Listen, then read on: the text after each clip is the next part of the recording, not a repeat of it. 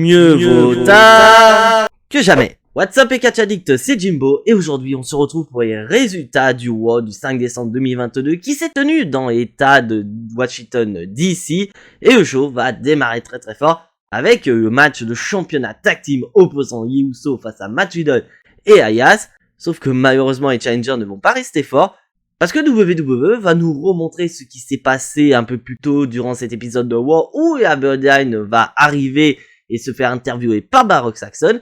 Mais ces derniers vont être victimes de Matt Riddle qui va faire son chauffard avec sa trottinette, ce qui a pour but quand même d'énerver Aberdeen. Et pour couronner le tout, Ayaz va débarquer et va être au mauvais endroit au mauvais moment parce que ce dernier va se faire attaquer par tout Aberdeen et malheureusement il ne sera pas apte à catcher aux côtés de Matt Riddle face aux Usos. Décidément, Ayaz, il y a vraiment pas de bol sur ce coup-là. Voilà. Et donc on retourne dans le présent avec Aberdeen qui va arriver et qui vont annoncer que suite à ce qu'ils ont fait à Ayaz, celui-ci n'est pas capable de combattre et donc les Usos sont tranquilles, ils n'ont pas d'adversaire pour cet épisode de WOW.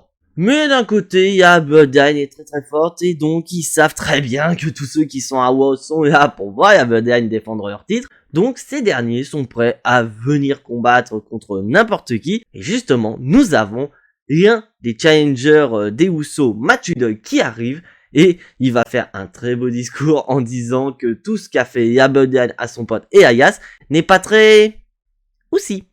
Et ce discours ne va pas plaire à Sami Zayn car ce dernier va s'autoproclamer aussi logiste. On me demandait pas, je pense que ça doit être un espérant aussi parce que Sami Zayn va dire que tout ce que fait Aberdeen depuis pas mal de temps est aussi et que Matt Riddle lui n'a rien du tout d'aussi. Mais Matt Riddle n'est pas là pour discuter, il est là pour se battre et il a annoncé à Aberdeen qu'il a trouvé un partenaire pour faire face aux Usos là tout de suite et que cet adversaire certes ne l'apprécie pas, mais une chose est sûre, c'est qu'il n'apprécie pas Aberdeen autant que Matt Riddle. Bon, après ce discours, je pense qu'on a tous compris de qui il s'agit, mes chers amis Catch Addict, et c'est sans aucune surprise que c'est Kevin Owens qui arrive et va joindre ses forces aux côtés de Matt Riddle face aux Usos. Et on enchaîne aussitôt le premier match de la soirée, Jey Uso qui défendront leur titre face à Kevin Owens et Matt Riddle. Un très bon match tag team opposant les deux équipes, mais bien évidemment nous avons Sami Zayn et Solo Sikoa qui sont aux abords du ring, donc c'est au bout de quelques minutes de combat que Sami Zayn va dans un premier temps intervenir, suivi par Solo Sikoa, et grâce à cette intervention, Kevin Owens est isolé, laissant Matt Riddle à la merci des champions Jey Uso. Un 1D et c'est terminé, Jey Uso conservent leur titre tag team et iront du côté de SmackDown pour affronter Drew McIntyre et Sheamus. Sauf que malheureusement mes chers amis Catch Addict, on a appris que Drew McIntyre est blessé et que ce dernier ne sera pas présent du côté de SmackDown pour venir en aide à son pote Sheamus face aux Usos, mais que Sheamus sera quand même présent à SmackDown aux côtés de Butch pour venir à bout des Usos. Mais on est du côté de WOW et après le combat, on a Aberdeen qui va s'acharner sur Matt Riddle, mais Kevin Owens va venir le sauver avec une chaise et mettre Jey Uso et Sami Zayn en fuite, mais pas Solo Sikoa qui lui est resté du côté du ring et il va littéralement se déchaîner sur Matt Riddle, il va vraiment lui casser la gueule et envoyer à l'hôpital. Donc on voit très bien que Kevin Owens est très loin d'en avoir terminé avec Aberdeen et plus précisément Sami Zayn, bien que ce dernier a avoué la semaine dernière qu'il n'en avait plus rien à foutre de Sami Zayn. Et du côté de Aberdeen, je suis assez curieux de voir Solo Sikoa démarrer en solo et peut-être pourquoi pas avec une rivalité face à Matt Riddle. Et maintenant mes chers amis Catch Addict, on passe du côté féminin où la WWE nous a annoncé 2 matchs triple menace qui va opposer que des anciennes championnes du côté de WOW et que la semaine prochaine, les gagnantes de chaque match triple menace s'affronteront pour devenir la challengeuse numéro 1 au titre de Bianca Belair. Et donc on enchaîne mes chers amis Catch Addict avec le premier match triple menace de cette soirée. Bayley, Rhea Ripley et Asuka vont s'affronter, mais pour démarrer, on a Bayley qui va arriver et qui va faire une promo comme elle sait très bien le faire, mais c'est sans compter Becky Lynch qui arrive au niveau du public et qui va littéralement clasher Bayley en disant très clairement que Damage Control n'est opérationnel qu'à 2/3 de ses capacités. littéralement en disant que les championnes tag team Yoskai et Dakota Kai sont les seuls à faire prospérer Damage Control car ce sont elles seules qui ont les titres et pas Bayley. Donc on sent quand même de l'électricité dans l'air entre Bayley et Becky Lynch, mais on verra ça un peu plus tard. Et donc on enchaîne directement avec un match triple menace où on voit très clairement que nous avons deux heels et une face qui vont s'affronter. Et c'est sans aucune surprise que Bayley va tenter de convaincre Rhea Ripley de faire une petite alliance pour... Sauf que Rhea Ripley connaît Bayley, elle sait très bien qu'à un moment donné, Bayley va la faire à l'envers. Donc non, il y aura juste une alliance temporaire, mais au bout d'un moment, elles vont finir par se taper dessus. Mais Bayley va profiter à fond de ce triple menace, car elle va saisir une opportunité, porter sa prise de finition sur Asuka, et remporter ainsi le combat, et devenir la première à se qualifier pour la semaine prochaine face à la gagnante du deuxième match triple menace pour obtenir une opportunité face à Bianca Belair. Mais c'est pas fini car après le combat, Rhea Ripley est tellement vénère d'avoir perdu son combat qu'elle va se défouler sur Asuka. Donc après on peut imaginer une rivalité entre Rhea Ripley et Asuka pour pourquoi pas dans le Royal Rumble match avec...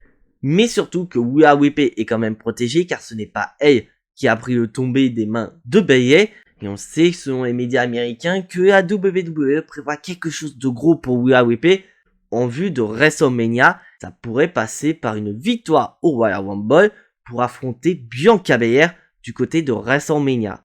Et franchement, je veux voir cette confrontation entre Rhea Ripley et Bianca Belair à WrestleMania. Je pense que si on a ce match, WWE aura fait un excellent choix. Et maintenant, mes chers amis catch addicts, on repasse dans le ring avec notre visionnaire préféré, Seth Rollins, qui arrive dans le ring. Et ce dernier va nous annoncer une breaking news, car la semaine prochaine, ce dernier fera face à Bobby Lashley et le vainqueur obtiendra une opportunité face au champion des États-Unis, Austin Theory. Et après cette annonce, Bobby Lashley arrive et vient confronter Seth Rollins. Et là, Seth Rollins va nous faire un discours un peu bizarre. Parce que je vous rappelle que Seth Rollins c'est quand même face dans cette histoire. Mais ce dernier va nous faire un discours en disant que Bobby Lashley, depuis qu'il a perdu face à Brock Lesnar à Crown Jewel, a peur de Brock Lesnar. Ça va commencer à énerver Bobby Lashley, mais Seth Rollins va continuer. Mais bon, je m'excuse, tu n'as pas peur de Brock Lesnar, mais est-ce que tu serais pas jaloux de Brock Lesnar, jaloux de la carrière qu'a eu Brock Lesnar, une carrière que tu n'as pas eue à la WWE? Oh là là, ça fait mal, Seth Rollins. Et pourtant, à la base, t'es censé être face. Et là, c'est plutôt un discours de heel. Et là, ça va énerver Bobby Lashley. Et ça va partir en bagarre entre les deux. Une bagarre qui va nécessiter l'intervention de la sécurité. Mais sans le vouloir, Bobby Lashley va porter un spear, pas sur Seth Rollins, mais sur un officiel. Et on sait très bien que porter un coup sur un officiel peut entraîner des gros problèmes. Mais bon, spoiler alert, Bobby Lashley n'aura rien eu, car Adam Pearce voit très bien que Bobby Lashley ne l'a pas fait exprès et que ce spear était à l'attention de Seth Rollins. Et là, on a quand même une belle rivalité entre les deux. Et pour être honnête, je suis assez curieux de voir ce que WWE prévoit avec Seth Rollins, parce que comme je l'ai dit, à la base, il est censé être face. Et vu le discours qu'il a fait face à Bobby Lashley, c'est plus un discours de heel. Mais d'un autre côté, il est dans la tête de Bobby Lashley. Et peut-être que cet avantage va lui permettre de remporter le combat la semaine prochaine et d'avoir son opportunité face à Austin Theory. Donc après, on n'a aucune information quand est-ce que ce match pour le titre des États-Unis aura lieu. Peut-être au Royal Rumble. Et en parlant du champion des États-Unis, nous avons Austin Theory qui est présent et qui va mettre son titre de champion des États-Unis en jeu face à Mustafa Ali. Et donc pourquoi Austin Theory met son titre en jeu face à Mustafa Ali? C'est parce que tout simplement Mustafa Ali est vénère parce qu'à chaque fois qu'il veut une opportunité pour le titre des États-Unis, et bah il ne l'a pas et que cette fois-ci Austin Theory lui donne sa chance pour devenir le nouveau champion des États-Unis. Un très bon match entre les deux catcheurs, ça on ne le cache pas, ils se sont déjà affrontés de nombreuses fois ces derniers temps du côté de Raw. Donc on savait très bien qu'il allait y avoir un très bon match entre les deux. Mais là où j'étais vraiment surpris, c'est qu'à un moment donné, Dolph Ziggler va débarquer et porter un super kick à Austin Theory. Et là je me suis dit mais pourquoi Dolph Ziggler il est là? Peut-être parce que Dolph Ziggler est assez vénère, car il a été la première victime du nouveau Austin Theory. Et cela va pas plaire à Mustafa Ali, car encore une fois le pauvre il s'est fait couillonner, il s'est fait avoir par encore une autre personne. Mais Austin Theory ne va pas être très content car il va se déchaîner sur Dolph Ziggler et il va lui porter son A-Time. Donc après, reste à voir ce qui va se passer. Est-ce que pour le moment, on va se diriger sur une rivalité entre Mustafa Ali, Dolph Ziggler et Austin Theory dans le but de préparer au prochain défi qui attend, c'est-à-dire soit Seth Rollins ou Bobby Lashley? Je pense que là, on est en train de préparer Austin Theory pour un des plus gros défis de sa carrière. Bon, maintenant mes chers amis Catch Addict, on va passer au pire moment de cet épisode de Raw. Nous sommes en backstage où JBL a organisé une session de poker et malheureusement une session de poker qui va mal se terminer et cela va conduire à 2 matchs. Le premier match va opposer ZOC face à Alpha Academy et Baron Corbin. Je vais aller vite dans le match, victoire de ZOC. Une victoire qui peut construire ZOC très très fort au vu de leur prochaine rivalité. Et on enchaîne immédiatement avec le deuxième combat, Akira Tozawa face à Dominic Mysterio. Car durant le match de poker, Dominic Mysterio a tenté de tricher et ça n'a pas plu à Akira Tozawa. Donc je vais aller rapidement sur le combat, victoire de Dominic Mysterio. Mais une victoire assez intéressante car sur ce coup-là, Dominic Mysterio n'a pas eu besoin de l'aide de Judgment Day pour venir à bout d'Akira Tozawa. Et c'est vrai que ça m'aurait gêné de voir Dominic Mysterio se faire aider par le Judgment Day pour venir à bout d'un catcheur tel qu'Akira Tozawa. Mais après ça, Dominic Mysterio a voulu donner une bonne leçon à Akira Tozawa, mais ils vont être vite interrompus par Street Profits. À quel point que le Judgment Day n'en a rien à foutre, ces derniers vont se barrer comme ça en rigolant, laissant supposer qu'on aura une rivalité opposant le Judgment Day au Street Profits. Peut-être pourquoi pas la naissance d'une équipe du côté du Judgment Day avec Dominic Mysterio et pourquoi pas Damien Priest qui a quand même le rôle plus ou moins du grand frère aux yeux de Dominic Mysterio. Ça peut être assez sympa et ça peut être une nouvelle équipe pour venir à bout des Usos. Et maintenant mes chers amis Catch Addict, il est l'heure du main event de cet épisode de Raw. Le deuxième match triple menace qui va opposer Alexa Bliss, Becky Lynch et Nikki Cross. Et la gagnante de ce match triple menace ira affronter Bayley la semaine prochaine pour devenir la nouvelle aspirante numéro 1 au titre de Bianca Belair. Un bon match triple menace en main event de cet épisode de Raw, mais c'est vrai que je ne cache pas, je trouve moins bon que précédent match triple menace au vu du manque de star power, parce que c'est vrai que nous avons Becky Lynch qui est quand même au sommet, une Nikki Cross qui est ancienne championne, c'est vrai, mais une ancienne championne de transition, et une Alexa Bliss qui ne s'est pas retrouvée. On se demande quel gimmick elle a, mais ça reste quand même un bon match triple menace. Mais on va arriver à la fin du combat et au tournant de ce match triple menace, car Becky Lynch va se faire attaquer par Io Sky et Dakota Kai, nos championnes tag team, et ces dernières vont faire passer Becky Lynch à travers une table, l'éloignant de ce match triple menace, laissant le champ libre à Nikki Cross et Alexa Bliss. Et le match va se terminer avec Alexa Bliss qui va porter son Twisted Mix sur son ancienne copine pour le compte de 3. Donc c'est officiel, Alexa Bliss remporte le combat et rejoint Bayley pour la finale de ce tournoi. Et la gagnante de ce match aura une opportunité face à Bianca Belair. Tout comme Austin Theory, on ne sait pas quand est-ce que Bianca Belair défendra son titre féminin de Raw, peut-être au Royal Rumble. Et d'un autre côté, je vais vous faire un pronostic rapide de ce match opposant Bayley et Alexa Bliss. Un avis très objectif, parce que je pense que si vous suivez ma chaîne depuis pas mal de temps, vous savez très bien que ma catcheuse préférée c'est Alexa Bliss, et qu'une victoire face à Bayley pourrait lui donner cette opportunité que j'attends depuis son retour face à Bianca Belair, mais je vais quand même rester objectif et quand même pronostiquer la victoire d'Alexa Bliss, mais je vais vous expliquer pourquoi Alexa Bliss, pour moi, va remporter ce combat. Déjà, dans un premier temps, on a eu l'intervention de Damage Control pour empêcher Becky Lynch d'obtenir son opportunité, donc on sait très bien que la semaine prochaine, Becky Lynch ne va pas fermer les yeux et va de quelconque manière intervenir dans le combat et faire perdre Bayley. Parce qu'on sent que depuis la semaine dernière à Raw, la WWE est en train de nous construire une rivalité entre Becky Lynch et Bayley, et que justement empêcher Bayley d'obtenir une énième opportunité face à Bianca Belair ne servira qu'à une seule chose, c'est à attiser le feu, c'est de mettre davantage d'huile sur le feu et de construire une rivalité entre les deux qui pourra subvenir. Donc une intervention de Becky Lynch pour empêcher Bayley d'obtenir une énième opportunité face à Bianca Belair pourrait servir à construire une rivalité entre les deux qui pourrait aboutir à un match du côté du Royal Rumble. Et de l'autre côté, ça pourrait mettre un petit peu de sang neuf parce que c'est vrai que depuis plusieurs mois, Bayley n'arrête pas d'affronter Bianca Belair. Et c'est vrai que...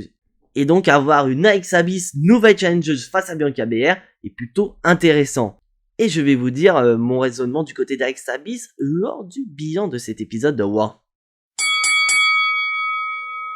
Et maintenant mes chers amis Catch Addict, il est temps de passer au bilan de cet épisode de Raw. Un épisode de Raw plutôt bon dans l'ensemble, avec vraiment beaucoup d'interrogations et vraiment de l'espoir pour la route vers le Royal Rumble, avec notamment un Kevin Owens qui certes a dit qu'il ne voulait plus s'intéresser à Sami Zayn, mais il garde quand même un peu de rancœur envers ce dernier, et il a commencé par venir confronter Jey Uso, mais on peut supposer que dans les prochaines semaines, ce dernier va finir par confronter Roman Reigns, et pourquoi pas avoir un match de championnat face au chef tribal. Parce que ah oui c'est vrai, je vous ai pas dit, mais Roman Reigns on l'a pas vu durant...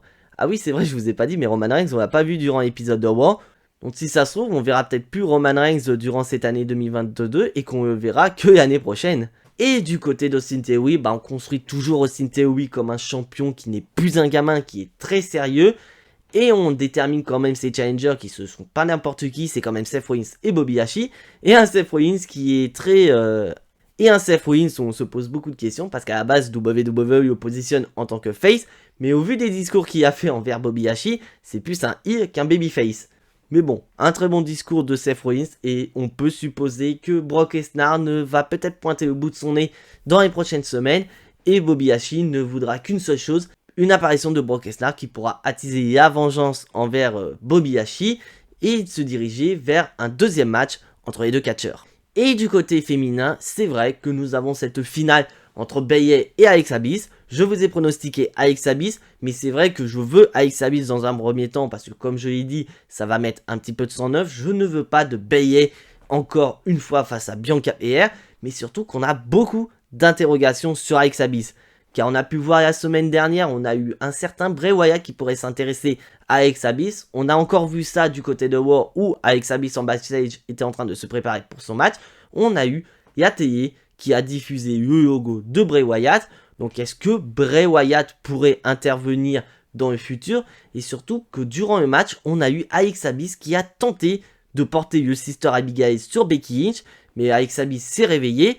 Mais est-ce qu'on peut supposer qu'on n'est pas en train de se diriger vers un hit turn d'Alexa Bliss? Parce que c'est vrai qu'une confrontation face contre face, j'ai un peu de mal. Moi je suis toujours de la vieille école, il faut que ce soit des face contre des heels. Et justement, WWE pourrait profiter de ce moment pour construire Alexa Bliss qui pourrait redevenir celle qui a été durant l'ère The Fiend et ainsi confirmer son hit turn et aller confronter Bianca Belair pour le titre féminin et peut-être pourquoi pas le gagner. Bon après j'y crois moyennement, mais si vraiment on a ça, je veux voir Alexa Bliss championne et peut-être avoir un face à face avec Bray Wyatt. Ou peut-être j'ai totalement tort, ce n'est pas Bray Wyatt qui s'intéresse à Alexa Bliss, mais pourquoi pas Oncle Audi qui pourrait très bien se servir d'Alexa Bliss pour atteindre Bray Wyatt et le faire sombrer vers son côté obscur. Voilà, j'ai assez parlé de théorie, maintenant il est temps de passer à la note de cet épisode de Raw. Un épisode de Raw comme je l'ai dit que je trouve plutôt bon, c'est pour ça que je lui donne la note de 7 sur 10. Et d'ailleurs mes chers amis Catch Addict, n'hésitez pas à me dire vos notes dans les commentaires. Et qu'est-ce que vous attendez pour la semaine prochaine à Raw, avec notamment cette finale entre Bayley et Alexa Bliss, ou encore le match opposant Seth Rollins et Bobby Lashley pour obtenir une opportunité face à Austin Theory. Et voilà mes chers amis Catch Addict, c'est tout pour ces résultats de Raw. Et bien sûr mon cher ami Catch Addict, si tu n'es pas abonné à la chaîne, je t'invite à le faire, c'est entièrement gratuit et ça soutiendra la chaîne. Je t'invite également à activer la petite cloche pour être notifié des prochaines vidéos, parce que oui, il y aura des vidéos qui vont arriver sur la chaîne. Et d'ailleurs, je m'en excuse du retard que j'ai accumulé sur la chaîne, car j'ai aussi du boulot à côté. Et malheureusement, j'ai un petit peu de mal à concilier les deux en ce moment. Donc j'ai beaucoup de retard sur certaines vidéos. Donc je ne vous promets rien, mais je vais faire tout mon possible pour vous sortir les vidéos que j'ai prévues pour ce mois de décembre. Et bien sûr, je vous invite à lâcher votre plus gros pouce bleu pour soutenir la chaîne malgré les retards que j'ai accumulés. Et en parlant de vidéos, on se retrouve dans la semaine pour une toute nouvelle vidéo. Comme je l'ai dit, je me dépêche pour vous faire de belles vidéos. Et comme je l'ai dit, je me dépêche pour vous proposer ces vidéos que j'ai prévues pour ce mois de décembre. Mais en attendant, soyez tous très fiers d'être des catch addicts. C'était Jimbo, et à la prochaine!